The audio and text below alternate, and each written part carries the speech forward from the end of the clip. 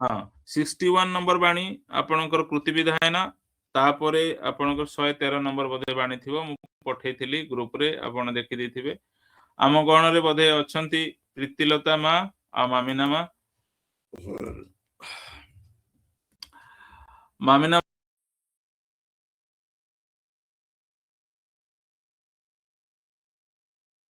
तांकर बाणी नंबर टा कहि करी ताको एक्सप्लेनेशन आरंभ कर देबे। मामिना मा आज्ञा दादा जय गुरु। जय गुरु। परम परम प्रेममय श्री श्री ठाकुर मोर आराध्या जगत जननी श्री श्री बड़मा परम पूज्यपाद श्री श्री बड्डा परम पूज्यपाद श्री श्री आचार्य देव समस्तଙ୍କ पाद पद्म तले मोर अनंत कोटि प्रणाम एवं आमर ही ऑनलाइन प्लेटफॉर्म रे उपस्थित थिबा समस्त गुरु भाई और माँ मानंकु मोर रानंदित जय गुरु। आजिकार सेशन रे मते गोटे बाणी एक्सप्लेनेशन करिया पई दादा कहिथिले तो सेटा कृति विधायनार पेज नंबर 61 रे अछि। बाणीटी एपरि अछि जे केवल आलोचना बहुल हेबाकू जाओना अर्थात आलोचना विलासी हेबाकू जाओना बरं समीचीन कृति बहुल हुओ। ठाकुर कहिचंदी जे लक्षे कामरे मनटी व्यस्त इष्ट धंदा बहिलुनी तथापि चाहूं विधिर दया मति छन्न तोर बुझिलुनी। आमे विभिन्न समय रे विभिन्न जगार कौन करू कि बहुत कथा कही जाऊ एक्सप्रेसिव मोड रे थाई बहुत किछि कही जाऊ किंतु जेतेबेले सेटा आमे हमर प्रैक्टिकल सिचुएशन रे देखू रियल लाइफ सिचुएशन रे देखू सेतेबेले आम सामने बहुत गुड़ा ऑब्स्टेकल्स पड़े आसे बाधा विघ्न पड़े आसे सेटा को आमे करि पारुना काहेकि ना सेतेबेले आमर प्रवृत्ति गुड़ा हमको माड़ी बसे जेमिति कि दादा कहूतिले आमर जो डीप ब्रीदिंग एक्सरसाइजेस गुड़ा बहुत जरूरी किंतु सखाळे हमको बहुत ठंडा लागुची माने ए दिन मो कथा कहूची तो से समय आम भितरे जो प्रवृत्ति अच्छी अलसिया हबार प्रवृत्तिटा सेटा हमको माड़ी बसे सेतिपई केवल एक्सरसाइजेस गुड़ा सुनिया पे कान को भल लगे किंतु आमे रियल लाइफ सिचुएशन रे ताकू डील करि पारुना सेटा ही ठाकुर कहिचंदी जे आमे दिनकू दिन कौन ही जाउछु ना आलोचना बहुल अधिका ही जाउछु आलोचना विलासी ही जाउछु किंतु समीचीन कृति बहुल हबारे आमर अभाव रहुची।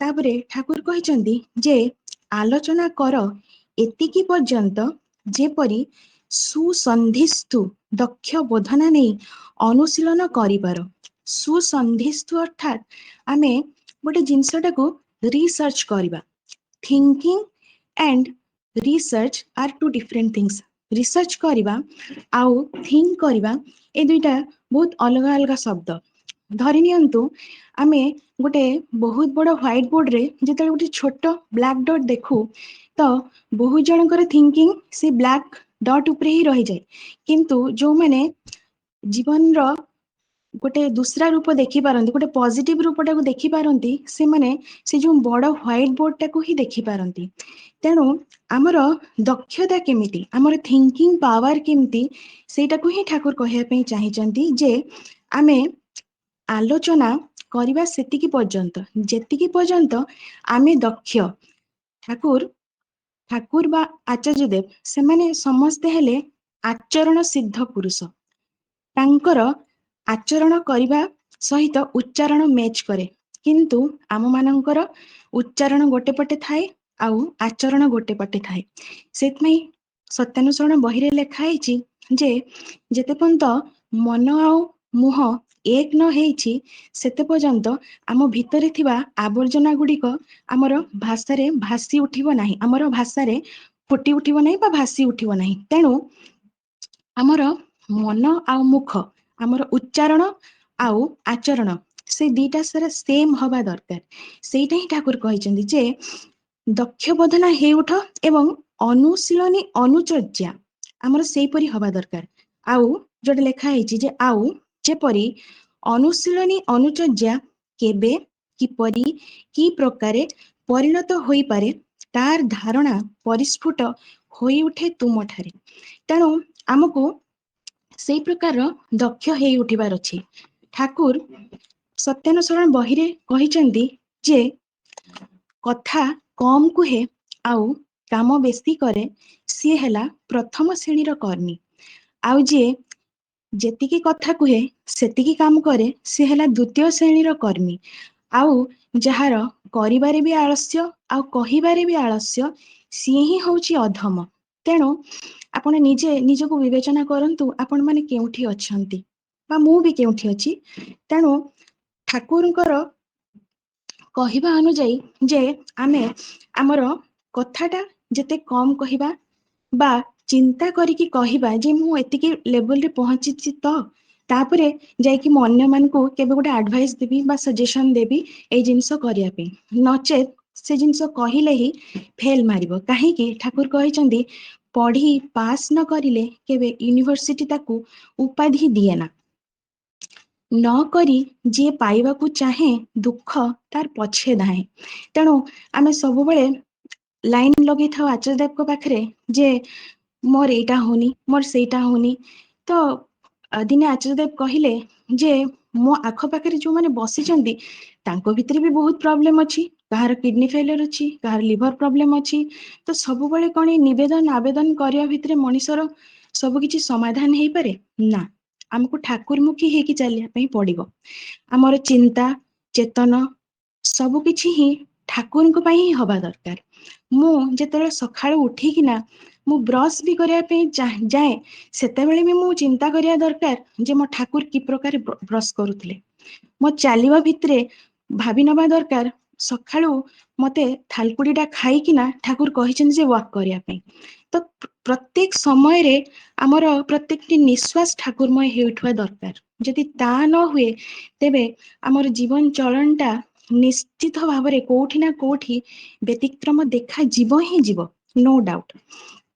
ଦିନେ ଏମିତି ଠାକୁର ବସିଥାନ୍ତି ଦେଓଘରରେ ଏବଂ ତାଙ୍କ ଆଖପାଖରେ ଭକ୍ତମଣ୍ଡଳୀ ବସିଥାନ୍ତି। ଦାଦା ମୋ ଭଏସ କ୍ଲିୟର ଅଛି ତ?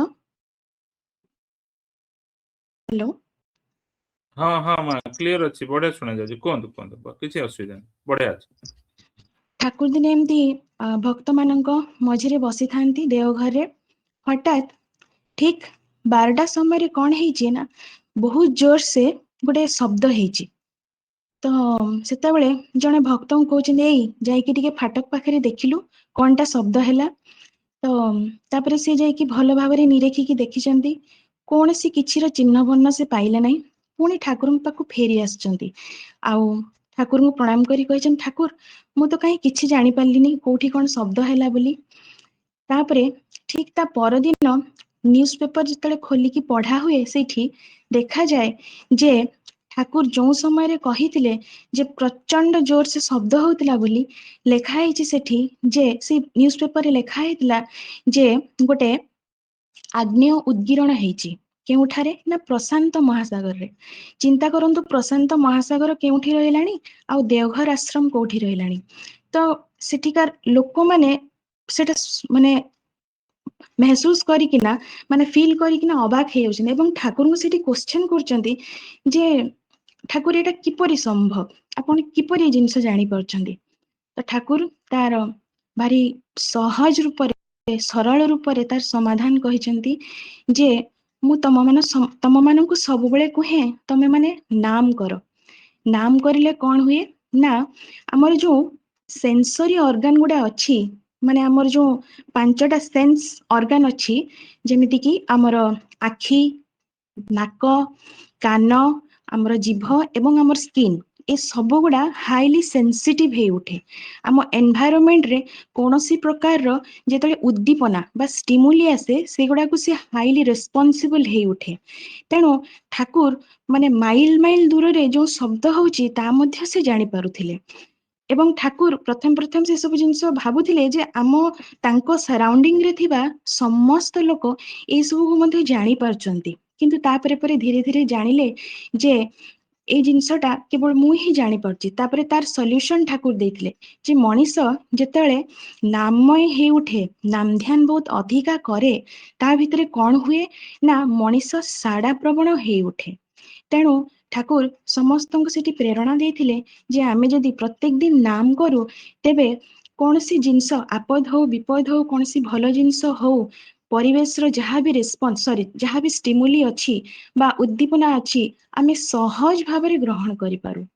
तेणु समस्ते आमे जदि नाममय हे उठिबा ताहले हमर परिवेश रे जोटा आमे करि पारुने प्रवृत्ति जोठी हमको माड़ी बसुची सेटा मध्य आमे बहुत सिंपली ओवरकम करि परिबा। ठाकुरଙ୍କର आ गोटे उदाहरण मु कहिबी। ठाकुर जेतेले छोट थिले स्कूल रे पाठ पढुथिले सेई समय तांकर मिठा प्रति बहुत दुर्बलता थिला, बहुत दुर्बलता। से प्रत्येक दिन किछि कलेक्ट करुथिले एवं मिठा दुकान को जाउथिले एवं मिठा खाउथिले। तापरे परे एमिति सिचुएशन क्रिएट हेजी जे तांकु धार करिकि भी मिठा खाया पे पड़िछि। तापरे परे जेतेले तांको पाखरे टोटल पैसा न थाए तांको भितरे गोटे टेंडेंसी डेवलप हेछि जे नाइ मु चोरी करिकि हेले भी मिठा खाइबी। तापरे से भाबिले जे नाइ ए जिंस तो भूल होछि, तेणु मते निजको नियंत्रण करिया पे पड़िबो, अटकिया पे पड़िबो। तेणु से कौन करचंदी से मिठा दुकान रो रास्ता देकी भी आउ गले नहीं, रास्ता चेंज करदेले। किंतु फिर भी माइंड टा सेड को जाय था, मैं मिठा खाइबी बोली सेटा माइंड रे थाए। तापरे से जो हमर रहड़ जो गछ गुडा थाए जोडा कि हमर कॉमन भाषा रे झटा कहंती ताकू आंकड़े कि ना से जाकी माड़ी कि माने भाबी चंदी जे नाही मु जीबी नाही आउ सेई आड़कू मन टोटाली देबी ही नाही। तेणु एठी ठाकुर देखै दवा पई चाहिचंदी जे मनीष चाहिले केमती निजर प्रवृत्ति गुडा को कंट्रोल करि पारे, जोडा कि आम मानक लाइफ रे सेटा सहज भाव रे हेई पारु नहीं। आमे हठात उपरे काहाकू रागी जाउचे, हठात उपरे रास्ता रे धरि नियंतु गोटे बंडल ऑफ नोट पड़ला आमे उठे नउचे तो तार आइ कोनसी विकल्प हेई पारे, किंतु आमे ताकू कोन करचे हमर पर्सनल यूज पई भी व्यवहार करि दोचे। तेणु एई सब जिंस गुडा को आमको मार्जित करिया पई पड़िबो। मार्जित करिया पई हेले कोन करिया पई पड़िबो ना हमको ठाकुरଙ୍କ सहित जुक्त रहया पई पड़िबो। ठाकुरଙ୍କ सहित हम किपरि जुक्त रहिबा ना ठाकुरଙ୍କର जो सिचुएशन रे जो बाणी गुड़िक अच्छी ताको हमें लाइफ रे फॉलो करिबा। जदि फॉलो न करिबा ताहले आमे सेथरु अपार्ट होबाटा ही सुनिश्चित। मो निज लाइफ रो मो गोटे एग्जांपल कहूची, जेमति कि आमर आमे ए हेल्थ सेशन रे जतले मो फास्ट जॉइन कली जतले से 28टा कलम देखिली मो मुंड सेतले काम देलानी। ता भिरे गोटे थिला जे सकाळ 7 सुधा खाइबे एवं संध्या 7 सुधा आपनकर लास्ट मील सरीबो। तो सेतले मु पूरा परप्लेक्स्ड सिचुएशन रे थिली जे 7टा बेले केमती लास्ट मील केमती सरीबो मु केबे भाबी भी पारु नथिली। तापरे धीरे धीरे सेटा 8टा को आगे मु कमेया पे चेष्टा करली। 8टा रे जेतले मु खाइबा स्टार्ट कली तो सेतले मोर माने हमर गोटे सेटाइटी सेंटर थाए तो सेटा मोर 9टा रे फिक्स थिला।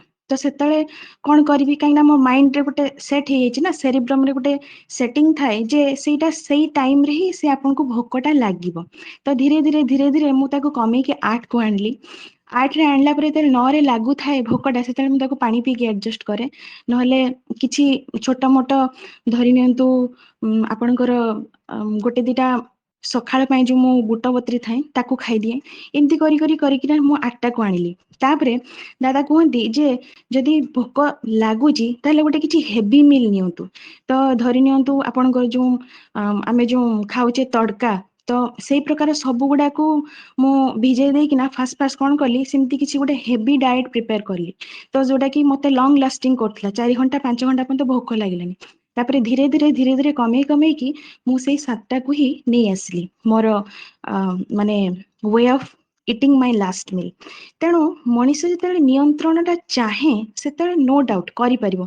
तो चाहिबाटा केतेले आसीबो मनीषर चाहिबाटा सेतिकी बेले आसे जेतेले आम भितर गोटे उद्दीपना भितुर जागृत हबो जे नाइ मो जीवनटा ही हैला ठाकुरंकर, मु ठाकुरंकर। तेणु ए शरीर भी मोर ठाकुरंकर, तेणु मु तांकरी काम रे ही लागिबी। तेणु मते सेई हिसाब रे सेई ढांचा रे ही पढ़िया पे पड़िबो।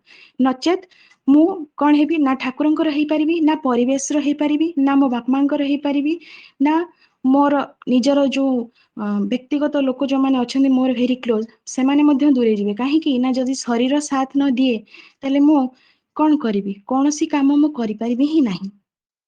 तापरे बाणीर शेष आड़ को लिखाही नचेत करिवार क्षुधा कमाई दे केवल कहिबा बा सुनिबार इच्छा को ही बढ़ाई चलिबा कौन भल।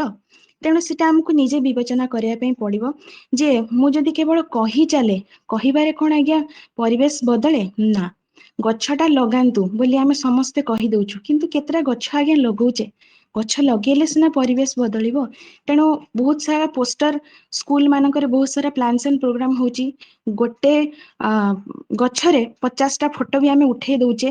तेणु रियल लाइफ सिचुएशन को आमे आस्थिबा सेमिति कले आमे निजे निजको ही ठकुचे परिवेश को तो ठकुचे परिवेश को ठकिबा सहित सहित कौन होची से परिवेश भितरे आमे अछु तेणु आमे मध्य आम निजको ही ठकुचे। सेइथिपाई देखंतु दिल्ली रे ऑक्सीजन जतले शॉर्ट हैला माने कोरोना समय रे से परिस्थिति तो उपजिला कौन पे due to the insufficiency of trees in that area. तेणु आमको सीटा भाबी नबार अछि जे करिवार क्षुधा जदि आम भितरे कम थाए कहिबा आ सुनिबा जदि अधिक हुए ताहले आमे निहाती लॉस रे ही पड़िबा। तेणु कर चतुर होई चल आउ चतुर माने ही हेउछि चौकस चलन रे चालिबा।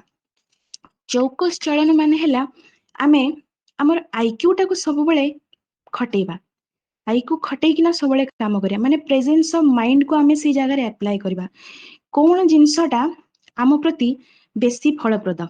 अच्छा एठी गोटे जिंस सब बेले माइंड रे रखी की चालिबा जे कोटा मो पई फलप्रद र केवल गोटिए आंसर अछि एथिरे मो ठाकुर खुशी हेबे तो सेई क्वेश्चन टा गोटिए क्वेश्चन आपण को हृदय को पचारंतु ना सेई जदि गोटे क्वेश्चन आपण को सैटिस्फाई कर देला ताले यस सेठी आपण ग्रीन सिग्नल मारी मारी चलंतु किछि असुविधा हबनी। मु गोटे बहुत सहज सरल उदाहरण देबी आचार्य देव को कथा मु कहूची। आचार्य देव दिने देवघर आश्रम रे बसिकी कहउथांती जे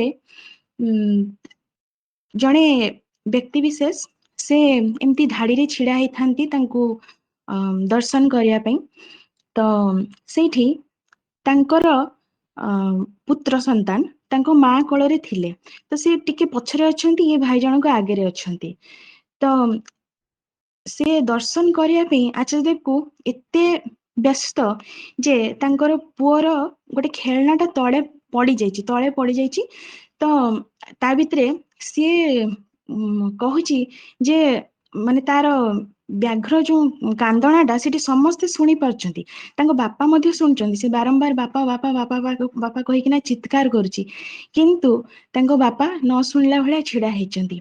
ए जिंसटा आचार्य देव मध्ये नोट करचंती एवं तांको से लाइन रो बहुत पछरे तांको बापा थिले एवं तांको डाकिचंती एई शुण एठिकी तापरे आसिला परे तांको कहले देख तू आज जेमती ता कथा शुणुनु दिन आसीबो सीए भी तोर कथा शुणिबो नाही। तेणु आम मानंकु आमर चलनटा कि प्रकार हवा दरकार जोटा कि आमर फ्यूचर आस्पेक्ट को मध्य रेक्टिफाई करि परिबो ठीक करि परिबो सेथिपति आमे माने दृष्टि दबा दरकार।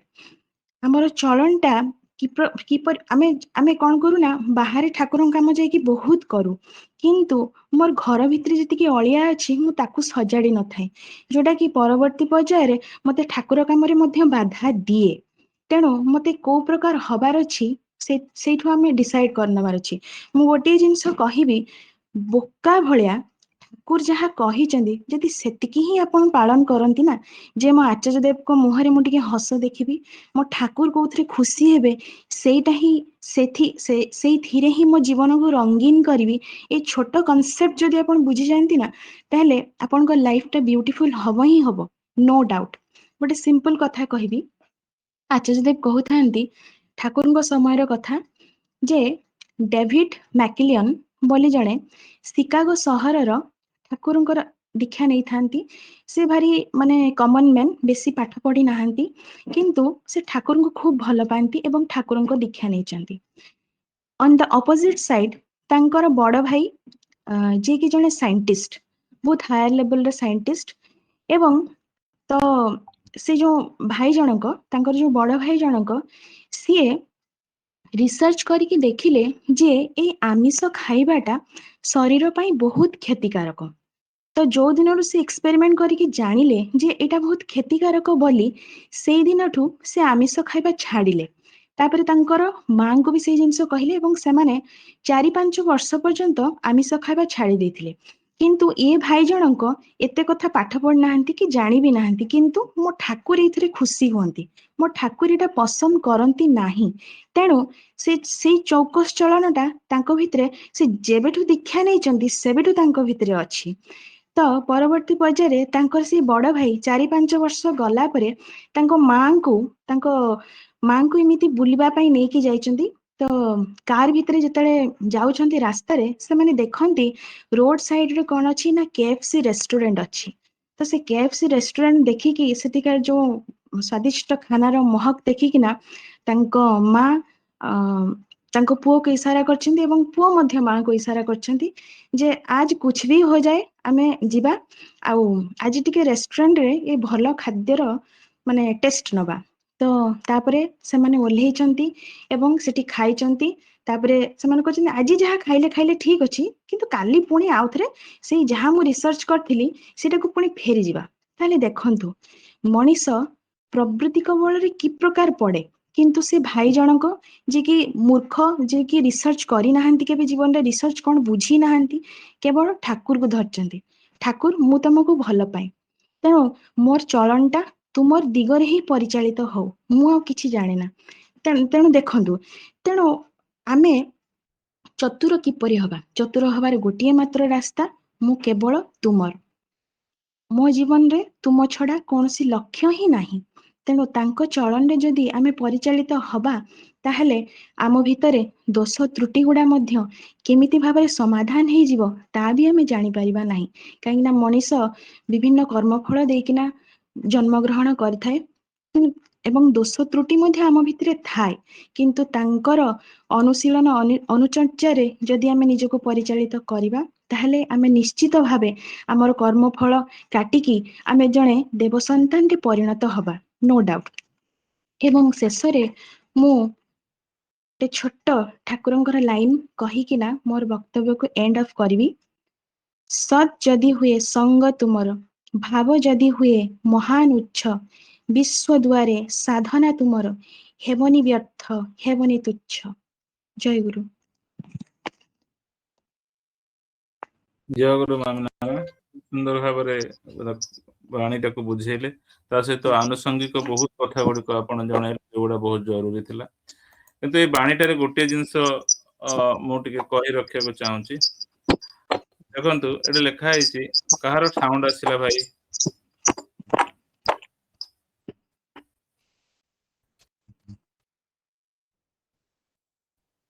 ଡିସିପ୍ଲିନ ମେଣ୍ଟେନ କରନ୍ତୁ ସମସ୍ତେ, ଟିକେ ଦେଖନ୍ତୁ।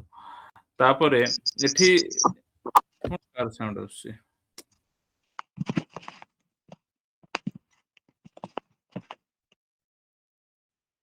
ସମସ୍ତେ ମ୍ୟୁଟ କରିଦିଅନ୍ତୁ ଦୟା କରିକିରି।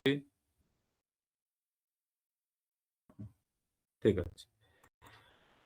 ଏଇ ଜାଗାରେ ଗୋଟେ ଜିନିଷ ମତେ ଯାହା ଲାଗୁଛି, ଆପଣଙ୍କୁ ଲାଗୁଛି କି ନାଇଁ ଟିକେ ଦେଖନ୍ତୁ। ସମସ୍ତେ ଟିକେ ବାଣୀର ତ ଫଟୋଟା ଆସିଯାଇଛି, ଦେଖନ୍ତୁ। କେବଳ ଆଲୋଚନା ବହୁଳ ହେବାକୁ ଯାଅନା, ଅର୍ଥାତ୍ ଆଲୋଚନା ବିଳାସୀ ହେବାକୁ ଯାଅନା। ତାପରେ ଯୋଉ ରେଡ କଲରରେ ଯୋଉଟା ମରା ହେଇଛି ଦେଖନ୍ତୁ, ରେକ୍ଟାଙ୍ଗଲଟା, କରିବାର କ୍ଷୁଧା କମାଇ ଦେଇ କେବଳ କହିବା ଶୁଣିବାର ଇଚ୍ଛାକୁ ବଢେଇ ଚାଲିଲେ ଲାଭ କଣ? ତାପରେ ଚତୁର ଚଳନ, ଚତୁରଟା କଣ? ଚତୁର ଚଳନଟା ହେଲା ଏଇଆ ଯେ କାମ କରିଯିବାର ଅଛି, କହିବା କମେଇବାର ଅଛି। ତା ମାନେ ହେଲା ଏଇଆ, ଓଲଟେଇ ଦେଲେ ଯେ କଣ ହବ, ଯିଏ ଅଧିକା କହିବ ସେ କାମ କମ କରିବ। ଏଟା ସିଧା ବୁଝିଛ ନା ମୂର୍ଖାମିର ବୁଝିବାରେ। ଯଦି ବେଶୀ ଜଣେ କହିବ ତାହେଲେ ସେ କହିବା ଭିତରେ ଦେଇକି ବହୁତ କିଛି ଅଧିକା କହିଦବ, ଯୋଉଟା ସେ ପାଳନ କରେନି। ବେଳେ ବେଳେ ଆମେ ଯାଜନ କରିବାକୁ ଯାଉନା ଏ ଡିପି ୱାର୍କରେ, ସିଧା କଥା ମୁଁ ଥୋଇ ଦଉଛି ଆପଣଙ୍କୁ। ଏଇ ପିଲାମାନେ ସବୁ ଯାଆନ୍ତି, ଆପଣ ମାନେ ଯୋଉ ଜାଣନ୍ତି, ଯୋଉ ହ୍ୱାଇଟ କାରରେ ଧରିକି ଆସନ୍ତି ପିଲାମାନେ ସବୁ ଯାଆନ୍ତି, ତାଙ୍କ ଭିତରୁ କେତେ କହା ହଉଥିବ, କେତେ କହୁଥିବେ ବାରମ୍ବାର ଯେ ନାମ ଧ୍ୟାନ କର ବୋଲିକିରି, କିନ୍ତୁ ସେମାନେ ହୁଏତ ନାମ ଧ୍ୟାନ କଲା ଭଳିଆ ଫିଲ୍ କାହିଁକି ମତେ ହୁଏନି। କାରଣ ନାମଧ୍ୟାନ ଉଶୃଙ୍ଖଳତା ତ ନାମଧ୍ୟାନ କଣ୍ଟ୍ରୋଲ ହେଇଯାଏ। ପ୍ରାୟତଃ ବହୁତ ଜଣ ଉଶୃଙ୍ଖଳିତ ଥାନ୍ତି। ଆଉ ଗୋଟେ ଜିନିଷ କମ୍ପ୍ଲେନ ମୁଁ ଦେଖେ, ଯେ ଯୋଉ ମନ୍ଦିର ଗୁଡା ଯାଆନ୍ତି ସେଠି ପ୍ରେୟାର ଟାଇମ ରେ ପ୍ରେୟାର କରନ୍ତିନି। ନେଗେଟିଭ ସାଇଡ ଟା କହୁନି, ଆମେ ଯଦି ବେଶୀ କହିବା ନା ତାହେଲେ କଣ ହବ, ଅଦର ସାଇଡ ର ଲୋକ ଆମକୁ ଦେଖି ବୁଲିବ ଯେ ଆମେ ଆକ୍ଚୁଆଲି କରୁଛୁ କି ନାହିଁ। ଯଦି ଆମେ କିଛି କହିବାନି ତାହେଲେ ତ ଭୁଲରେ ଥାଉ କି ଠିକରେ ଥାଉ ଲୋକ କାହିଁକି ଦେଖିବାକୁ ଯିବ। ଯଦି ବେଶୀ କହିବା କାହାକୁ ନା କାହାକୁ ଆଘାତ ହେଇପାରେ, କାହାକୁ ନା କାହାକୁ ପିଞ୍ଚିଂ ହେଇପାରେ, କିଏ ଗୋଟେ ଆତ୍ମବଡିମାରେ ତାର ଆଞ୍ଚ ଆସିପାରେ, ତାର ଅହଙ୍କାର ଆଞ୍ଚ ଆସିପାରେ, ବହୁତ କିଛି ଦେଖେଇ ହଉଛି, ବହୁତ କିଛି କହୁଛି। ସେ କଣ କରିବେ, ସବୁ ଖୋଜିବେ ଯେ ତୁ କରୁଛୁ କି ନାହିଁ। ଠିକ ଅଛି। ପ୍ରାୟତଃ ଦେଖାଯାଏ ଯିଏ ମୁହଁ ବେଶୀ ଖୋଲିଥାଏ ତାର କରିବା କମ ଥାଏ। ହେଲା, କରିବା ଲୋକର ସମୟ କାହିଁ ଆଜ୍ଞା କହିବ କେତେବେଳେ। ହେଲା, ସେଇଟା ହଉଛି କଥା। ଆପଣ ସିଧା ସୂତ୍ର ଲକ୍ଷ୍ୟ କରନ୍ତୁ, ଯିଏ ବେଶୀ ଗପୁଛି ସେ କିଛି ନା କିଛି ଭାବରେ କରିବାଟା କମ ରହୁଛି। ହେଲା, ଏଇଟା ଗୋଟେ ସାରାଂଶ ମୁଁ ଯାହା ବୁଝେ। କହିବାଟାକୁ କମେଇ ଦେଇକି କରିବାଟାକୁ ବଢେଇ ଦେବା ଦରକାର, ଯାହା ଫଳରେ ଚୁପ୍ ରହିବା। ସାଇଲେଣ୍ଟ ୱାର୍କର ଯୋଉ ଠାକୁର କହିଛନ୍ତି, ସେ ସାଇଲେଣ୍ଟ ୱାର୍କର ହେଲେ କଣ ହବ, ନିଜେ ଯୋଉ ଖୁସିଟା ପାଇକି ଆମେ ବାହାରେ ବଖାଣିକି ଆମେ ବାହାଦୁରୀ ମାରିଦଉ, ସେଟା ନ କରି ନିଜ ଖୁସିଟାକୁ ଠାକୁରଙ୍କ ପାଖରେ ସେୟାର କଲେ, ମାନେ ଆପଣଙ୍କର ନାମଧ୍ୟାନରେ ସେଇ ଖୁସିଟା ଅଟୋମେଟିକ ଚ୍ୟାନେଲାଇଜ ହେଇଯାଏ। ଠିକ ଅଛି। ଏବଂ ଆମେ ପୁଣି ଆଉ ନୂଆ ଖୁସିଟା ପାଇପାରୁ। ଅଳ୍ପ ଖୁସିକୁ ସମ୍ଭାଳି ପାରୁନା, ତେଣୁ ବେଶୀ ଖୁସି ଆମକୁ ମିଳିପାରେ ନା। କାହିଁକି, ଆମେ ଅହଙ୍କାରୀ ହେଇ ଉଠିବୁ। କଥାଟା ବୁଝିଗଲେ? ବହୁତ ଡେଞ୍ଜରକୁ ଆମେ ଯାଉ ଯଦି ବେଶୀ କଥା ହଉ। ହେଲା, ସେଥିପାଇଁ ଏ ବାଣୀଟା ବହୁତ ଜରୁରୀ। ପରେ ଆମ ଗହଣରେ ଅଛନ୍ତି ପ୍ରୀତିଲତା ମା, ତାଙ୍କର ବାଣୀ ନମ୍ବର କେତେ ମୁଁ ଭୁଲି ଯାଇଛି, ଦେଖିଦେଲେ ହବ। ବାଣୀ ନମ୍ବର ବୋଧେ 113। ପ୍ରୀତିଲତା ମା, ଜୟ ଗୁରୁ। ଜୟ ଦାଦା, ମୁଁ ଅଡିବୁଲ ହଉଛି ତ? ହଁ, ଅଡିବୁଲ।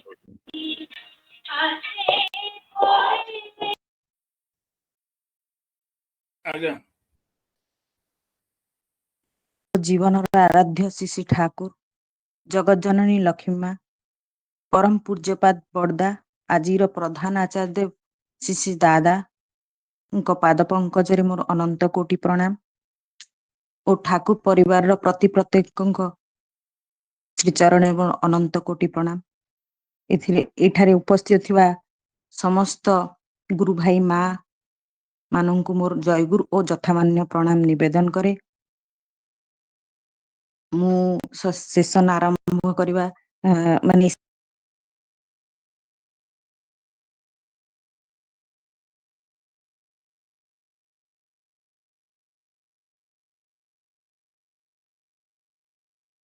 ଯଦି ନାହାନ୍ତି, ମୋର ଏଇଟା ଗୋଟେ ବିନମ୍ର ଅନୁରୋଧ ରହିବ, ସମସ୍ତେ ନାମ କରିବା ପାଇଁ। କାହିଁକି ନା ମୁଁ ଶୁଣିଛି ଆଉ ଅନୁଭବ ବି କରିଛି, ଠାକୁର ସମସ୍ତ ସତ୍ସଙ୍ଗରେ ଉପସ୍ଥିତ ରୁହନ୍ତି। ଆଉ ମୁଁ ଏଇଥିପାଇଁ ମାନେ ଅନୁରୋଧ କରୁଛି ଯେ ମାନେ ମୁଁ ତ କହିବି, ବିଶ୍ଳେଷଣ କରିବିନି, ମୁଁ ଭାବେ କି ଠାକୁର ଉପସ୍ଥିତ ରହି କେମିତି ଆମ ମାନଙ୍କ ପାଇଁ ଯାହା ପ୍ରୟୋଜନୀୟ ସେଇଟା କୁହାଇ ନିଅନ୍ତୁ ବୋଲି। ତେଣୁ ସମସ୍ତଙ୍କୁ କହିବି ଯେ ନାମ କରିବା ପାଇଁ। ତାପରେ ଆମର ବାଣୀର ବିଶ୍ଳେଷଣଟି ଆରମ୍ଭ କରିବି। ଏଇ ଯୋଉ ଦେବଦତ୍ତା ପୂର୍ବ ବାଣୀର ବିଶ୍ଳେଷଣରେ କହିଥିଲେ ଯେ ସେଇଭଳି ସାଧନା ନାହିଁ ଆମର, ଯେ ଠାକୁର କଣ ସେଇ ବାଣୀରେ କହିବାକୁ ଚାହୁଁଛନ୍ତି ତାହା ବିଶ୍ଳେଷଣ କରିବାକୁ। ତଥାପି ମୁଁ ଯାହା ବୁଝେ ଆପଣଙ୍କ ମାନଙ୍କ ଆଗରେ ତୋଳି ଧରିବି। ସେଇ ବାଣୀର ଥିଲା କର୍ମ 113 ନମ୍ବର ବାଣୀଟିକୁ ଟିକେ ପଠନ କରି ମୁଁ ଆପଣଙ୍କ ଆଗରେ ତୋଳି ଧରିବି। ତୁମର ଆନ୍ତରିକ ଉଦ୍ଦେଶ୍ୟ ଏକ ପ୍ରକାର, ଆଉ ଲୋକ ଦେଖାଇ କର ଅନ୍ୟ ପ୍ରକାର। ଏପରି ସ୍ଥଳେ ମଧ୍ୟ ସାଂଘାତିକ କି ଭାବେ ବିନାୟିତ କରିବାକୁ ହୁଏ, ତା ଠଉରେଇବା କଠିନ। ତେଣୁ ଅବାଞ୍ଛିତ ସଂଘାତ ପାଇଲେ ହିଁ ଭଙ୍ଗ ଦେଇ ପଳାଇବା ଛଡା ଉପାୟ ରହେନା। ପାର୍ଟଲି ଟିକେ ବାଣୀ ପଠନ କରି ମୁଁ ବିଶ୍ଳେଷଣ କରିବା ପାଇଁ ଚେଷ୍ଟା କରିବି। ଏଇ ଯୋଉ ଆମର ଆନ୍ତରିକ ଉଦ୍ଦେଶ୍ୟ ଆଉ ଲୋକ ଦେଖାଇ କରିବା, ଏଇଟା ତ ଏଇ ବାଣୀଟି ତ ଠାକୁର ସମସ୍ତଙ୍କ ପାଇଁ ଜେନେରାଲାଇଜ କରି ଦେଇଛନ୍ତି କିନ୍ତୁ ଆମେ ଏଇ ସତ୍ସଙ୍ଗୀ ମାନେ ଯଦି ନିଜ ଜୀବନରେ ଏ ବାଣୀଟିକୁ ପକେଇ ଦେଖୁ, ମାପୁ, ତାହେଲେ କେତେ ଦୂର ହେଇଛି, କେତେ ଦୂର କରିଛି, ଆଉ ଉଦ୍ଦେଶ୍ୟ କରିବା ଭିତରେ କଣ ଅଛି ଆମେ ବୁଝିବା। ମୋର ଯାହା ମନେ ହୁଏ ଯେ ଆମେ ସତ୍ସଙ୍ଗ ଆସୁ, ଏଇ ସେସନ ମାନେ ଦୀକ୍ଷା ନେଇ ଆମର ଯୋଉ ଜୀବନର ଉଦ୍ଦେଶ୍ୟ ଟା କଣ ସେଇଟା ଜାଣିବା, କରିବା ଭିତରେ ଯୋଉ କଥାଟା, ସେଇଟା ଆମେ ସତ୍ସଙ୍ଗୀ ମାନେ ଯେତେବେଳେ ସତ୍ସଙ୍ଗ ଆସୁ, ଆମର କିନ୍ତୁ ମୁଁ ଭାବେ ଅନେକାଂଶରେ ଉଦ୍ଦେଶ୍ୟଟା ଅଲଗା ଥାଏ। ଯେଭଳି ଆମେ ବହୁତ ମାତ୍ରାରେ ଯାଉ ସତ୍ସଙ୍ଗ କର୍ମୀ, ଗୁରୁ ଭାଇ ରୀତିକ ହଉ, ଅଧୁର୍ଯ୍ୟ ହଉ, ଯିଏ ବି ହୁଅନ୍ତୁ, ଗୁରୁ ଭାଇ ମା ମାନେ ଯେତେବେଳେ ଆମେ ଯାଉ, ଆଉ ସତ୍ସଙ୍ଗରେ ଯଦି ଆମର ଏଇ ପୂର୍ବରୁ ଯୋଉ ମା କହୁଥିଲେ, ଦାଦା କହୁଥିଲେ, ଏଇ ଯୋଉ କହିବା ପାଇଁ, ଏଇ ଯୋଉ ଯାଇ ଆମ ସତ୍ସଙ୍ଗରେ ଯୋଉ ଆମର ଗୀତ ଗାଇବା ପାଇଁ ହଉ, ଯାଜନ କରିବା ପାଇଁ ହଉ, ଏଇ କହିବା ପାଇଁ କି ଆମର ଆଶା ଥାଏ, କରିବା ମାନେ କଣ କହିଲେ, ଆମର ଉଦ୍ଦେଶ୍ୟଟା ଥାଏ ଯେ ମୋତେ ଟିକେ କହିବା ପାଇଁ ସୁଯୋଗ ଦିଅନ୍ତେ, ମୁଁ କୁହନ୍ତି। ସେଟା କିନ୍ତୁ ଥାଏ ଯେ ଠାକୁର ପ୍ରତିଷ୍ଠା ନୁହନ୍ତି, ମୋର ପ୍ରତିଷ୍ଠା ହେଉ। ମୁଁ ଟିକେ ଭଲ କହୁଛି ବୋଲି ମୋତେ ଟିକେ ପ୍ରଶଂସା କରନ୍ତୁ। ମୁଁ ଟିକେ ଗୀତ ଗାଇବି ଭଲ, ତା ପରବର୍ତ୍ତୀ ସମୟରେ କହିବେ ମା ଆଉ ଭାଇ ଆପଣ ଭଲ ବଢିଆ ଗୀତ ଗାଇଲେ, ଆଉ ତାପର ସେସନରେ ବି ମୋର ଇଚ୍ଛା ହଉଥିବ, ସତ୍ସଙ୍ଗରେ ବି ମୋର ଇଚ୍ଛା ହଉଥିବ ମୋତେ ଟିକେ ଦିଅନ୍ତୁ। ତେଣୁ ଏଇ ଉଦ୍ଦେଶ୍ୟଟା ଆମର, ଆଉ କରିବାଟା ଉଦ୍ଦେଶ୍ୟ ଯେ ସତ୍ସଙ୍ଗ ଠାକୁରଙ୍କୁ ଗ୍ରହଣ କରିଥିଲି, ଯେ ଉଦ୍ଦେଶ୍ୟ ଯେ ଠାକୁରଙ୍କୁ ପ୍ରତିଷ୍ଠା କରିବି, ଆଉ ଠାକୁର ପ୍ରତିଷ୍ଠା ହେଲେ ମାନେ ମୋର ସମସ୍ତ ଜୀବନର ସ୍ୱାର୍ଥଟା ପରିପୂରଣ ହବ ହିଁ ହବ। ଏଇଟା କିନ୍ତୁ ମୋତେ ବୁଝା ପଡେ ନାହିଁ। କାହିଁକି ନା ମୁଁ ବୁଝିବାଟା ଫାଙ୍କା ହେଇଯାଇଛି। ମା ଯୋଉ ପୂର୍ବରୁ କହୁଥିଲେ ଆମ ଜୀବନରେ ଥିଙ୍କିଂଟା ଆଉ ରିସର୍ଚ୍ଚ କରିବାର ଯୋଉ ଫାଙ୍କାଟା ସେଇଟା ରହିଯାଇଛି। ସେଥିପାଇଁ ଆମେ କଣ ନା ଉପର ଠାଉରିଆ ହେଇକି ଯେମିତି ମାନେ ଇନଷ୍ଟାଣ୍ଟ ପ୍ଲେଜରଟା ପାଇବି, ମୁଁ ସାଙ୍ଗେ ସାଙ୍ଗେ ଟିକେ କହିଦେବି, ମୋତେ ପ୍ରଶଂସା କରିଦେବି, ସେଇଥିରୁ ଯୋଉ ମୋର ହରମୋନ କ୍ଷରଣ ହେଇ ମୋତେ ଟିକେ ଖୁସି ମିଳିବ, ଏଇଭଳିଆ ଜିନିଷଟାକୁ ମୁଁ ପାଇବା ପାଇଁ ଜୀବନରେ ମାନେ ଆଗ୍ରହ ବେଶୀ।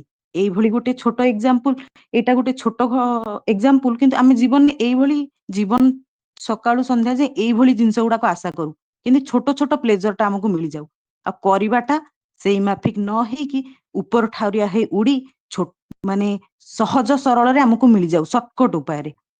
ତେଣୁ ଏଇଭଳି ଆମେ ଆଶା ରଖି ସେଇ ସତ୍ସଙ୍ଗକୁ, ଆମେ ସତ୍ସଙ୍ଗୀ ମାନଙ୍କ କଥା ମୁଁ ସେଇଥିପାଇଁ କହୁଛି, ମନରେ ଆସିଲା ଏଇ ଜିନିଷଟା, ତେଣୁ ଆମେ ଏଇଭଳି ଭାବରେ ଆସୁ।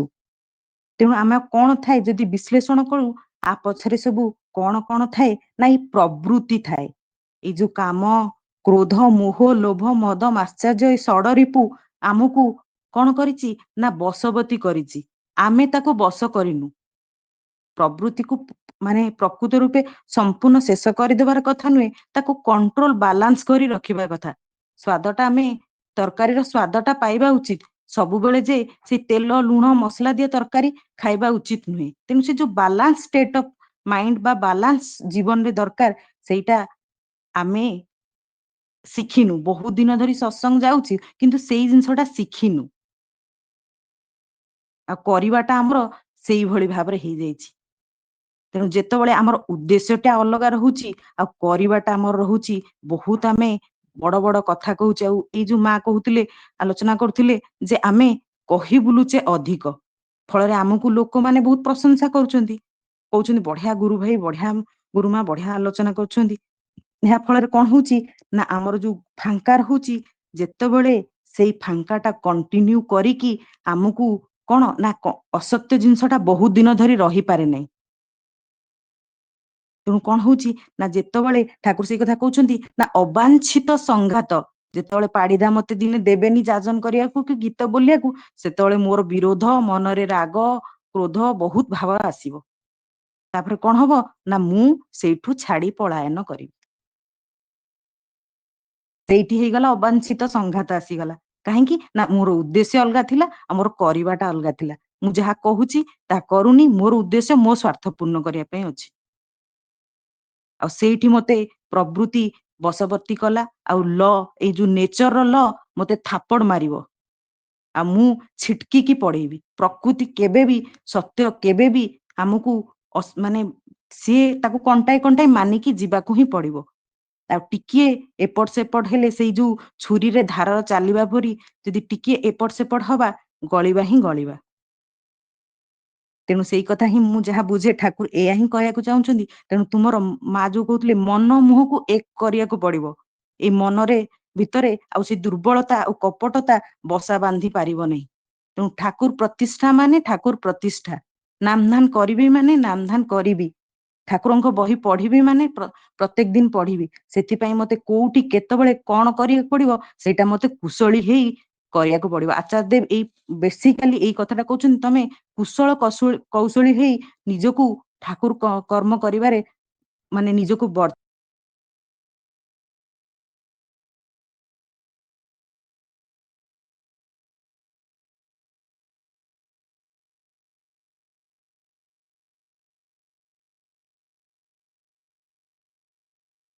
କହୁଛନ୍ତି।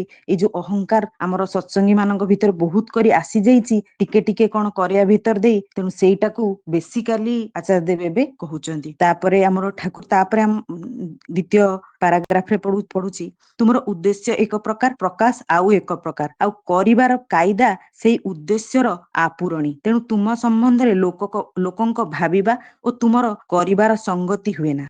ଠିକ ସେଇପରି ଏଇ ଯୋଉ ଆମର ସତ୍ସଙ୍ଗକୁ ଆସିବାର କଥାରୁ କହିଲି, କିଏ କିଏ ମଧ୍ୟ ଆମର ବିଜନେସକୁ ଇଣ୍ଟ୍ରୋଡ୍ୟୁସ କରିବାକୁ ମଧ୍ୟ ଆସିଯାଆନ୍ତି, ଯେ ଏଇଠି ବହୁତ ଗୁରୁ ଭାଇ ଗୁରୁମା ମାନେ ମଧ୍ୟ ଅଛନ୍ତି, ଯାଉଛି ଏଠି ଟିକେ ମାନେ ଠାକୁରଙ୍କ କଥା କହିଦେବି, ଆଉ ମାନେ କରିବାଟା କିନ୍ତୁ ଥିବ ମୋର ପ୍ରଚ୍ଛଦ ପଟରେ ଅଲଗା। ତେଣୁ ସେଇ ସମୟ ଠାକୁର କହୁଛନ୍ତି, ସେଇଠି ଆମକୁ ସଚେତନ କରଉଛନ୍ତି। ଏଠି ଦୁଇଟି ଜିନିଷ ମୁଁ ଏ ବାଣୀରୁ ବୁଝେ, ଦୁଇଟି, ଗୋଟେ ପ୍ରେଡାଟର ଆଉ ଗୋଟେ ପ୍ରେ।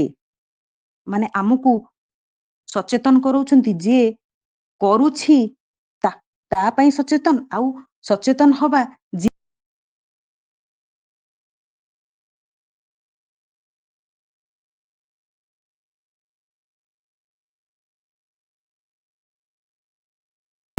କିନ୍ତୁ ଉଦ୍ଦେଶ୍ୟଟା କିଛି ଅଲଗା ଥିବ। ତେଣୁ ଏଇ ଦିଟାକୁ ଆମକୁ ଧ୍ୟାନ ରଖିବା ପାଇଁ ପଡିବ। ଏଇ ସତ୍ସଙ୍ଗକୁ ଆସି ଆମକୁ କଣ କରିବାର ଅଛି। ଏଇ ଠାକୁରଙ୍କର ସମୟର ଦୁଇଟି ଘଟଣା ଏଇଠି ତୁଳି ଧରିବି। ଠାକୁରଙ୍କ ଲୀଳା କାହାଣୀ ଭିତରେ କେମିତି ତାଙ୍କର ମାନେ ଭକ୍ତ ସାଜି ଠାକୁରଙ୍କର ମାନେ ପାର୍ଶ୍ୱଦ ହୋଇ ପାଖରେ ରହି ମଧ୍ୟ ତାଙ୍କର ଉଦ୍ଦେଶ୍ୟଟା ଅଲଗା ଥିଲା, ଆଉ କରିବାଟା ଅଲଗା ଥିଲା। ଆଉ ପରବର୍ତ୍ତୀ ସମୟରେ କେମିତି ଛିଟିକି ପଡିଛନ୍ତି ସେଇ କଥା ଟିକେ ତୁଳି ଧରିବି। ପରବର୍ତ୍ତୀ ଲାଇନରେ ଅଛି, ଯେମିତି ଜରାସନ୍ଧର ଅବସ୍ଥା ଛଡା, ମୁଁ ସେଇ ଜରାସନ୍ଧ ବିଷୟରେ ଟିକେ ରିସର୍ଚ୍ଚ କରିଥିଲି। ସେଇଠି କହିକି ଠାକୁରଙ୍କର ଜୀବନର ମାନେ ଠାକୁରଙ୍କ ସମୟରେ ଯୋଉ ଘଟଣା ଘଟିଛି କହିବି। ଏଇ ଯୋଉ ଜରାସନ୍ଧ କଥା କହିଛନ୍ତି ଠାକୁର, ସିଏ ଆକ୍ଚୁଆଲି ମନ ମୁହଁ ଏକ ନଥିବା କଥା, କରିବା ଆଉ ଉଦ୍ଦେଶ୍ୟଟା ଅଲଗା ଥିବାରୁ ସେ ମଧ୍ୟ ଜନ୍ମ ତାଙ୍କର ସେମିତି ହେଇଥିଲା। ମାନେ ଦୁଇଟି ପାର୍ଟରେ ସେ ଜନ୍ମ ହେଇଥିଲେ। ଜରାସନ୍ଧ ବଡିରେ ଦିଟା ପାର୍ଟ ଜନ୍ମ ହେଇଥିଲେ। ତାଙ୍କ ମା କଣ କରିଥିଲେ, ତାଙ୍କୁ ଫିଙ୍ଗି ଦେଇଥିଲେ, ଯେ ଦୁଇଟା ପାର୍ଟ ଫିଙ୍ଗି ଦେଇଥିଲେ। ତେଣୁ କଣ ହେଇଥିଲା ନା, ତାଙ୍କୁ ପରବର୍ତ୍ତୀ ସମୟରେ ଜଣେ ଜରା ନାମକ ତାଙ୍କୁ ଯୋଡି ଅସୁର ପ୍ରବୃତ୍ତିର ହେଇକି ସେ କାର୍ଯ୍ୟ କରିଥିଲେ। ତାଙ୍କର ମୃତ୍ୟୁ ମଧ୍ୟ ସେମିତି ହେଇଥିଲା। କାହିଁକି ନା, ଯେମିତି ଛିଟକି ଯିବା କଥା ଠାକୁର କହୁଛନ୍ତି, ଛାଡି ପଳାୟନ କଥା କହୁଛନ୍ତି, ତାଙ୍କ ମୃତ୍ୟୁ ମଧ୍ୟ ସେମିତି କୃଷ୍ଣ ଭଗବାନଙ୍କର ନିର୍ଦ୍ଦେଶରେ କେମିତି ଭୀମ ତାଙ୍କୁ ମାରି ଚାରିଆଡେ ଛିଟକେଇ ଫୋପାଡି ଦେଇଛନ୍ତି। ଆଉ ସେଇ ଆମେ ଛିଟକି ଯିବାର କଥା, ସେମିତି ଠାକୁରଙ୍କ ସମୟର କଥା କାହାଣୀ କହୁଛି, କେମିତି ଛିଟକି ଯାଇଥିଲେ। କୃଷ୍ଣ ଦାସ ନାମକ ଜଣେ ଗୁରୁ ଭାଇ ଥିଲେ। ପୁରା କାହାଣୀଟିକୁ ବର୍ଣ୍ଣନା କରୁଛି, ଯେ ଆକ୍ଚୁଆଲି ଏଟା 1921 ମସିହାର ଘଟଣା। ଠାକୁର ଦିନେ ଚାହିଁଛନ୍ତି ଯେ ମୁଁ ସମସ୍ତଙ୍କୁ ତେଲ ଲଗେଇ ଗାଧେଇ ଦେବି, ମାନେ ନଦୀରେ ଗାଧେଇବା ପାଇଁ ଇଚ୍ଛା ପ୍ରକାଶ କରିଛନ୍ତି, ଆଉ ସମସ୍ତଙ୍କୁ ନିଜ ହାତରେ ତେଲ ଲଗେଇ ଦଉଛନ୍ତି। ଓ ନେଇକି ସମସ୍ତେ ଖୁସି ଆନନ୍ଦରେ ବହୁତ ସମୟ ଧରି ଠାକୁରଙ୍କ ସହିତ ସମସ୍ତେ ନଦୀରେ ଗାଧେଇକି ଫେରିଛନ୍ତି। ଓ ସେଇଦିନ ସନ୍ଧ୍ୟା ବେଳେ କଣ ହେଇଛି ନା, ଠାକୁରଙ୍କୁ ଜ୍ୱର ଆସିଛି। ଠାକୁରଙ୍କୁ ଯେତେବେଳେ ଜ୍ୱର ଆସିଛି, କୁଷ୍ଟିଆର ଡକ୍ଟର ମାନେ ବହୁତ ଚିକିତ୍ସା କରିବା ପାଇଁ ଚେଷ୍ଟା କରିଛନ୍ତି, ମାନେ କିନ୍ତୁ ସେଦିନ ଜ୍ୱର ଭଲ ହେଇନି। ପୁଣି ପରବର୍ତ୍ତୀ ସମୟରେ ତା ପରଦିନ ବି ଜ୍ୱର ଆସିଛି। ଏମିତି ଠାକୁରଙ୍କ ଜ୍ୱରଟା ଟିକେ ଲିଙ୍ଗର କରିଛି। ଲିଙ୍ଗର ହେଲା ପରେ ବହୁତ ପରୀକ୍ଷା ନିରୀକ୍ଷା ହେଇଛି। କିଏ କହୁଛି ମ୍ୟାଲେରିଆ, କିଏ କହୁଛି ବାତ ଜ୍ୱର, ଏମିତି ବିଭିନ୍ନ ହେଇଛି। କିଏ କିନ୍ତୁ ପ୍ରକୃତ ରୂପେ ଡାୟଗ୍ନୋସିସ୍ କରିପାରୁନାହାନ୍ତି। କିନ୍ତୁ ଜ୍ୱର ବି କମୁନାହିଁ। ତେଣୁ ଠାକୁରଙ୍କ ଶରୀରଟା ଟିକେ ଟିକେ ଧୀରେ ଧୀରେ ଦୁର୍ବଳ ହେବାକୁ ଲାଗିଲା। ତେଣୁ ସେଇ ସମୟରେ କଣ କରୁଛନ୍ତି ନା ସମସ୍ତେ ପ୍ରମାଦ ଗଣୁଛନ୍ତି, ଠାକୁର ଯୋଉ ଭାବବାଣୀରେ ଦେଇଥିଲେ medium can not last long, ସେଇ କଥାଟା କେମିତି ବିଭିନ୍ନ ଭାବରେ ସମସ୍ତେ ଆଲୋଚନା ପର୍ଯ୍ୟାଲୋଚନା କରୁଛନ୍ତି।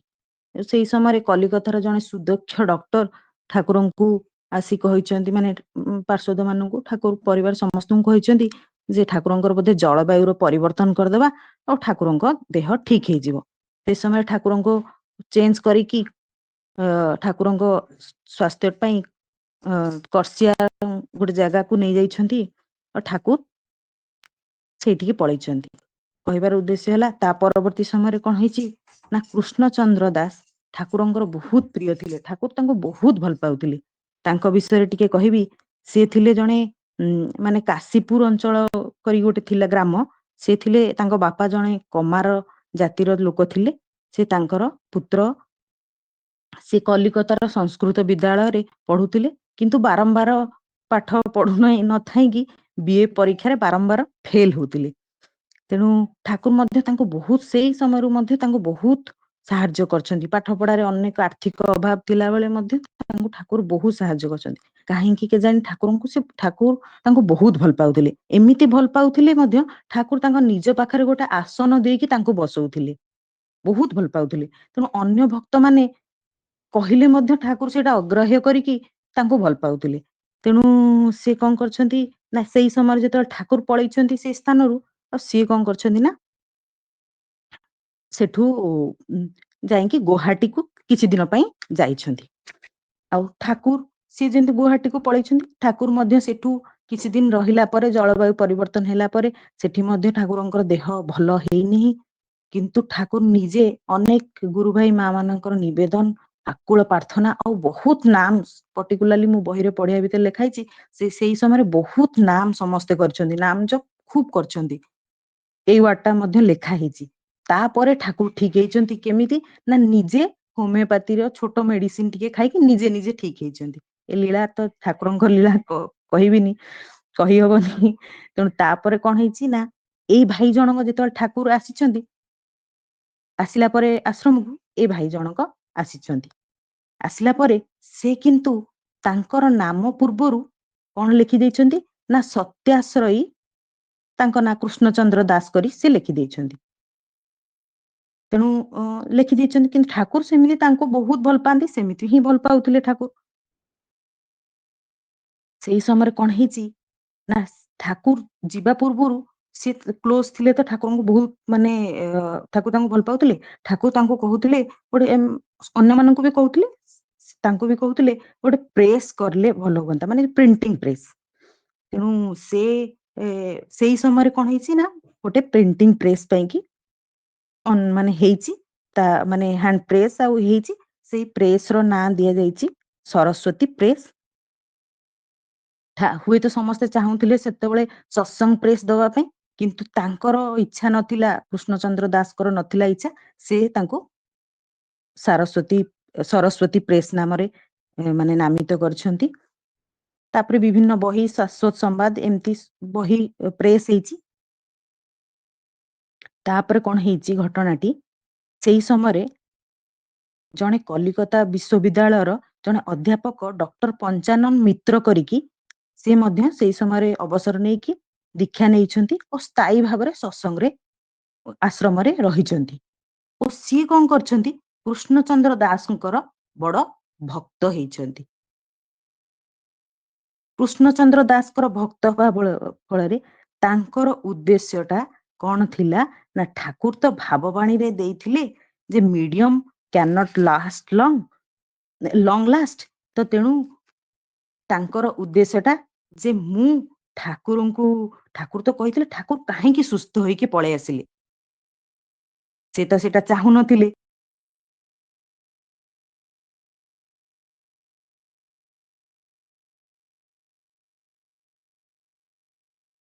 ତାଙ୍କ ମନରେ ବହୁତ ମାନେ ଗୋଟେ ଆକ୍ରୋଶ, ବାଧା, ମାନେ ବହୁତ ସେ ବିଚଳିତ ହେଇ ପଡିଛନ୍ତି ଓ ଇଏ ହେଇଯାଇଛନ୍ତି ତାଙ୍କର ଭକ୍ତ। ତେଣୁ ସେ କଣ କରିଛନ୍ତି, 2 ଜଣ ମିଶିକରି ଯୋଜନା କରିଛନ୍ତି କେମିତି ଠାକୁରଙ୍କୁ ମାରିଦେବା ପାଇଁ।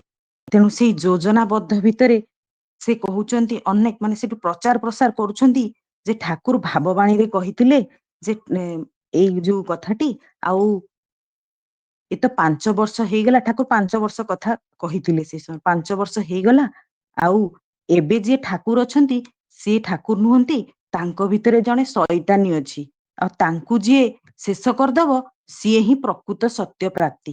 ଏଇଭଳି ପ୍ରଚାର ପ୍ରସାର କରିଛନ୍ତି। ଏଇଭଳି ପ୍ରଚାର ପ୍ରସାର କରିବା ଫଳରେ କଣ ହେଇଛି ନା ଜଣେ ଠାକୁର ମଧ୍ୟ ସେଇ ସମୟରେ ଗୋଟେ ଅଲଗା କରି ଘର ଆଶ୍ରମରେ ସେଇଠି ରହୁଥିଲେ, ତାଙ୍କ ପାଇଁ ଜଣେ ବ୍ରାହ୍ମଣ ଥିଲେ ବିପ୍ର, ତାଙ୍କ ପାଇଁ ଖାଦ୍ୟ ରାନ୍ଧିବା ପାଇଁ ଥିଲେ, ଆଉ ଜଣେ କ୍ଷତ୍ରିୟ ଆଉ ଅନ୍ୟାନ୍ୟ ଜିନିଷର ପାଇଁ ରଖିଥିଲେ। ତ ଠାକୁର ସେ ତାଙ୍କୁ ଆଗ ଟାର୍ଗେଟ କରିଛନ୍ତି, ତାଙ୍କୁ ଆଗ ମାନେ ପ୍ରରୋଚିତ କରିଛନ୍ତି ଯେ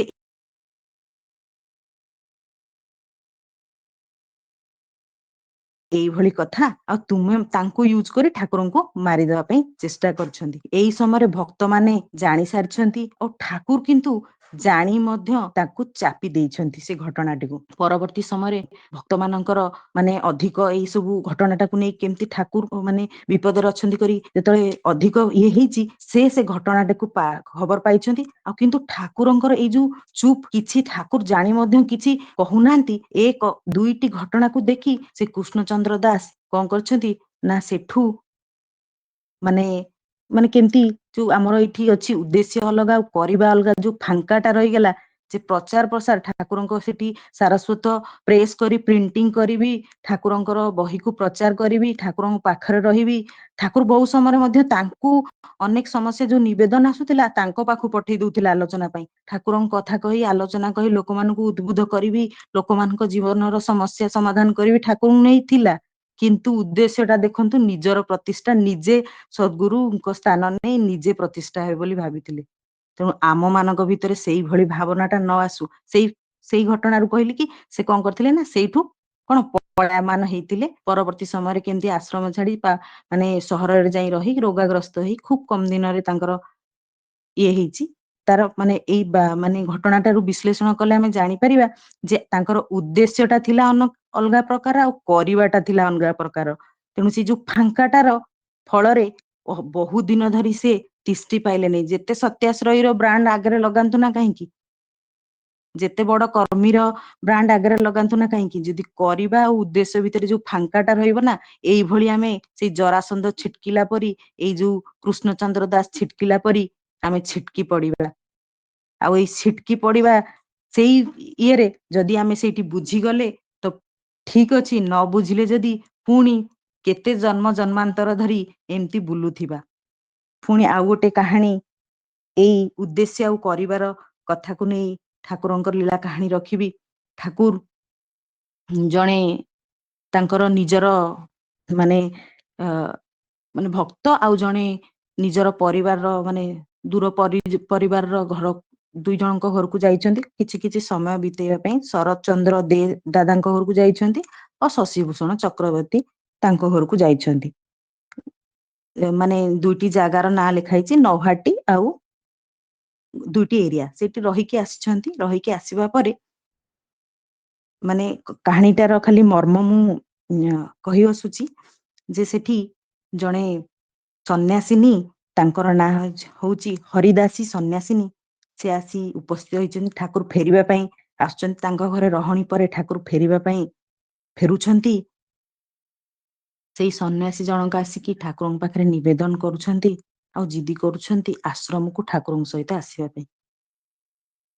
ଆଉ ଯେତେବେଳେ ସେ ଜିଦି କରୁଛନ୍ତି, ଠାକୁର ତାଙ୍କ କଥା ଭଙ୍ଗ ନ କରିପାରି ଆମର ଯୋଉ ସତୀଶ ଚନ୍ଦ୍ର ଜୟାରଦା ଥିଲେ ତାଙ୍କୁ କହୁଛନ୍ତି ଯେ ଏ ଯଦି ହୋମିଓପାଥିର ଶିକ୍ଷା ଗ୍ରହଣ କରେ ଆଉ ମା ମାନଙ୍କୁ ସାହାଯ୍ୟ କରେ ହବନି। ତେଣୁ ମାନେ ଏଇ ଭକ୍ତ ମାନଙ୍କର ସେବା ଉଦ୍ଦେଶ୍ୟ ରଖି ଠାକୁର ତାଙ୍କୁ ଆଣିବା ପାଇଁ ରାଜି ହେଇଛନ୍ତି, ଆଉ ସେ ମଧ୍ୟ ଆସୁଛନ୍ତି।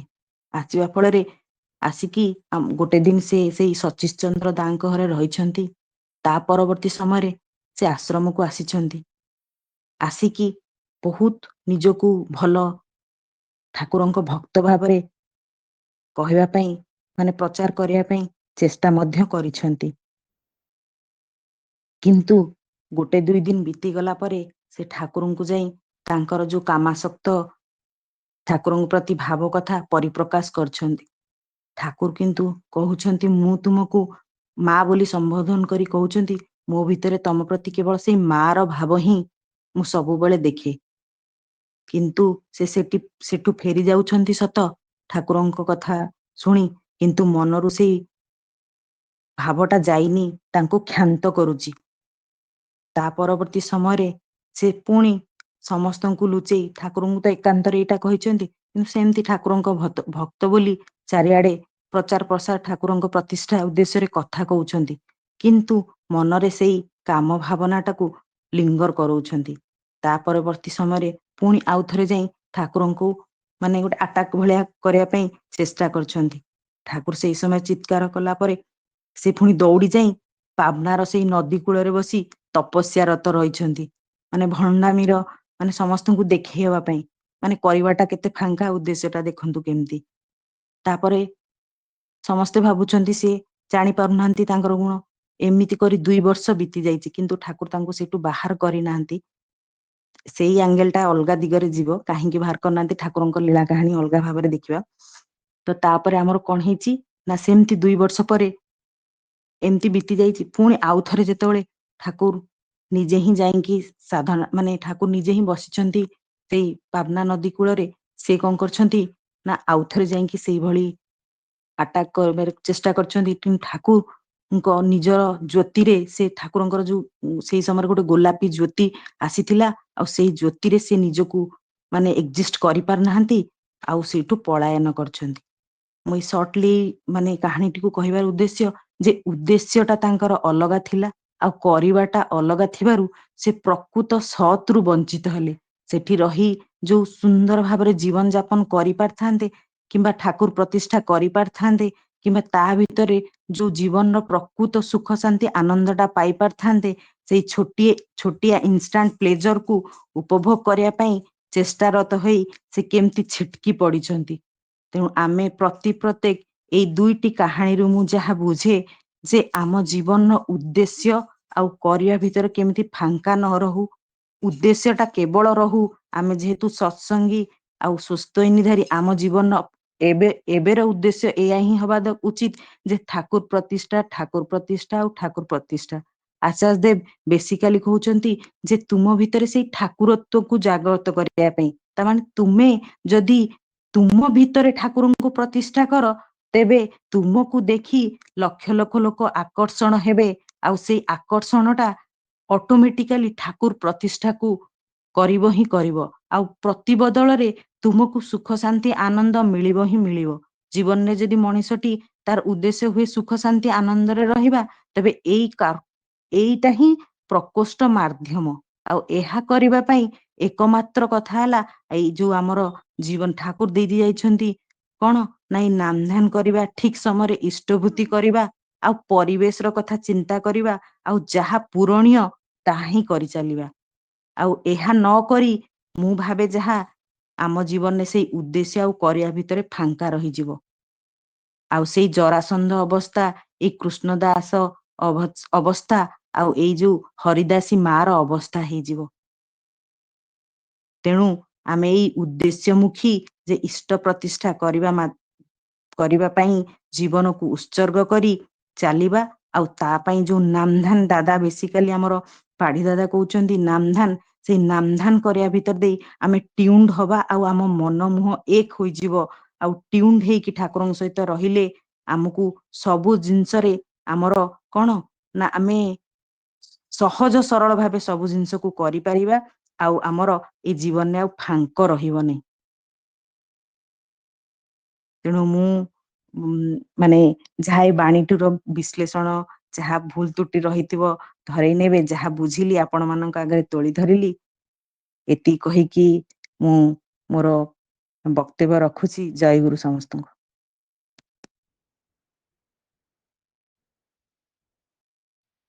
ଜୟ ଗୁରୁ ମା, ଖୁବ ସୁନ୍ଦର ଭାବରେ ଯୋଉ ଉଦାହରଣ ଦିଟି ଦେଲେ ବହୁତ ବଢିଆ ଲାଗିଲା। ଏଟା ବାଣୀକୁ ପୁରା ପରଫେକ୍ଟଲି ଫିଟ୍ ଖାଉଛି।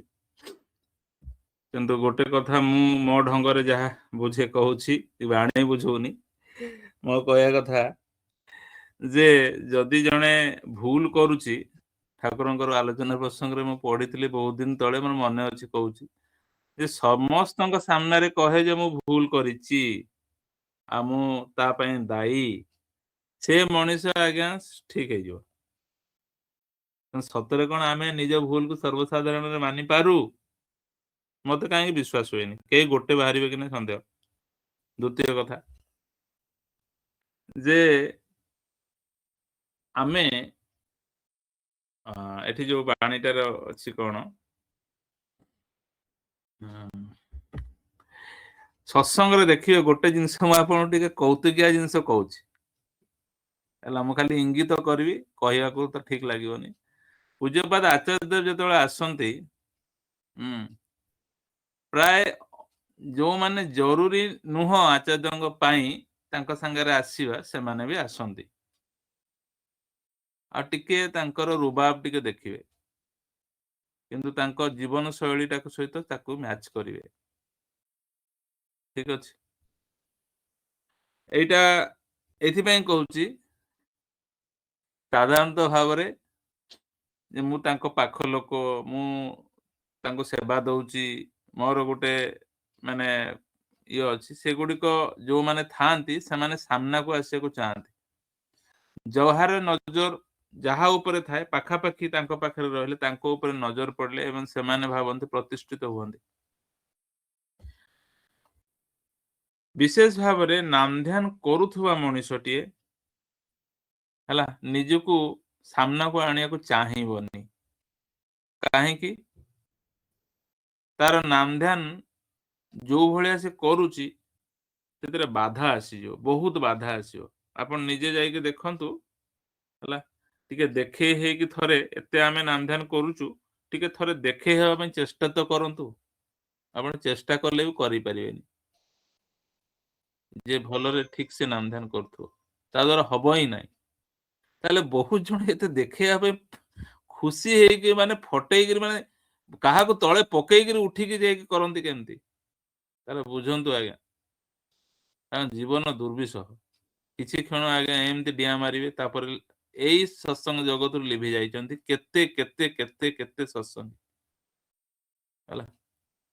ତ ମୁଁ ଆପଣ ମାନଙ୍କୁ କହିବାର ଉଦ୍ଦେଶ୍ୟ ହେଲା ଯେ ଯୋଉଟା ଖୁସି ପାଇବାର ଅଛି, ତ ସେଇଟା ତ ବିୟୁଟିଫୁଲି ଠାକୁର ଦଉଛନ୍ତି। ଆମେ ଯାହା ଚାହୁଁଛୁ ନାମ ଧ୍ୟାନରେ ତାହା ବହୁତ ଫଳି ଯାଉଛି, ହଉଛି, ଠାକୁର ସାହାଯ୍ୟ କରୁଛନ୍ତି, ଆମେ ତାର ଆନନ୍ଦ ପାଉଛୁ। ଏତେ ଫଟେଇ ଫଟେଇ ଫଟେଇ ଫଟେଇକିରି ସବୁଆଡେ ଦେଖେଇବାର ବି କିଛି ପ୍ରୟୋଜନ ନାହିଁ। ଖୁସିଟା ଅନ୍ତରରୁ ଆସିବା ଦରକାର। ଅନ୍ତରରୁ ଖୁସି ହେଲେ ଠାକୁରଙ୍କ ପାଖରେ share କରିପାରିବା, ଖୁସି ହେଇଯିବା, ସେତିକି ଆମର ପ୍ରୟୋଜନ। ଲାଇଫଟାକୁ ଏତେ କମ୍ପ୍ଲିକେଟ କରିକି ଆଣିବା ନାହିଁ। ଏଇ ଦିଟା ବାଣୀ ଯୋଉଟା ଆଜି ଥିଲା, ଏଟା ଲାଇଫକୁ ହିଁ କମ୍ପ୍ଲିକେଟ କରୁଛି। ସେଥିପାଇଁ ସଜାଗ ହେଇ ଉଠିବାର ଅଛି ଯେ ଆମେ ଏଇ ଦିଟା ଜିନିଷ କରିବା ନାହିଁ। ଉଦ୍ଦେଶ୍ୟ ଯୋଉଟା ଖରାପ ହଉ ଭଲ ହଉ ମାନି ନେବା, ଭିତର ବାହାର ସମାନ ରଖିବା। ଠିକ ଅଛି। ଦ୍ୱିତୀୟ ଜିନିଷ ହେଲା ଯେ ଆମେ ଆଲୋଚନା ବେଶୀ କରିବାନି, କହିବା ନାହିଁ ବେଶୀ, କାରଣ କହିଲେ କେତେବେଳେ ନା କେତେବେଳେ ନାମ କଟିଯିବ ଏବଂ ଆମେ ନିଜକୁ ପ୍ରତିଷ୍ଠା କରିଦବା, ଆଉ ସେ ଲୋକଟାକୁ ବି ହରେଇଦବା, ସେ ଲୋକ ଭୁଲ ବି ବୁଝିଦବ ହେଲା। ଠିକ ଅଛି, ଏଗୁଡିକ ପ୍ରାୟତଃ ଆମେ ସତ୍ସଙ୍ଗୀ ପ୍ରାୟ କରୁଛୁ, କେହି ବାଦ ପଡନ୍ତିନି ଏଥିରେ, କିଛି ନା କିଛି ଅଂଶ ଅଛନ୍ତି, ମୁଁ ବି ଅଛି। ସେଥିପାଇଁ ଟିକେ ସଜାଗ ହବା ପାଇଁ ଏଇ ଦିଟା ବାଣୀ ଏଇ ଆଜି ଆଲୋଚନାକୁ ଅଣା ହେଇଥିଲା। ହୁଏତ ଆପଣଙ୍କୁ କଣ ଲାଗୁଛି କଣ ନାହିଁ ମୁଁ କହିପାରିବିନି, କିନ୍ତୁ ମୋର ଉଦ୍ଦେଶ୍ୟ ହେଲା ଆମେ ଯେହେତୁ ନାମ ଧ୍ୟାନ କରୁଛୁ, ତେଣୁ ଆମର ଚାଲିଚଳନ, ଚରିତ୍ର, ବ୍ୟବହାର ର କୋଉ ଅଙ୍ଗ ଗୁଡିକ ଆମକୁ ଦୁର୍ବଳ କରିଦବ ପରିବେଶରେ, ତାକୁ ଆମେ ସଜାଗ ରହିବା ଦରକାର। ଏଇଟା ହିଁ ଆମର ଉଦ୍ଦେଶ୍ୟ। ଆମେ ଚେଷ୍ଟା କରୁନୁ ବାଣୀଟାକୁ କମ୍ପ୍ଲିଟଲି ବୁଝେଇକିରି, ମାନେ ତନ୍ନ ତନ୍ନ କରି ବୁଝେଇକି ଚେଷ୍ଟା କରୁନୁ ଏଇଭଳିଆ, କାରଣ ଆମେ ବାଣୀ ବୁଝିବାର ସକ୍ଷମତା ନାହିଁ। କିନ୍ତୁ ଯଦି ଆମେ ସେତିକି ବି ନ କରୁ, ଗୋଟେ ଲୋକ ଗ୍ରହଣ କରିପାରୁନି ଠାକୁରଙ୍କୁ, ଏଇ ଯୋଉ ଗ୍ୟାପ ଟା କ୍ରିଏଟ ହଉଛି, ତାକୁ ଆମେ ଚେଷ୍ଟା କରୁଛୁ କିଛିଟା ଗ୍ୟାପ ଫିଲଅପ କରିବା ପାଇଁ। ଠିକ ଅଛି, ପରିଶେଷରେ ସମସ୍ତଙ୍କର ମଙ୍ଗଳ ପ୍ରାର୍ଥନା କରୁଛି। ଆଗକୁ ଏଇ ଟାଇପର ବହୁତ କିଛି ଜିନିଷ ହବ, ଆପଣ ମାନେ ଉପକୃତ ହେବେ। ସମସ୍ତଙ୍କର ଜୟଗୁରୁ, ସମସ୍ତଙ୍କ ପାଖରେ ରହିଲି, ଜୟଗୁରୁ।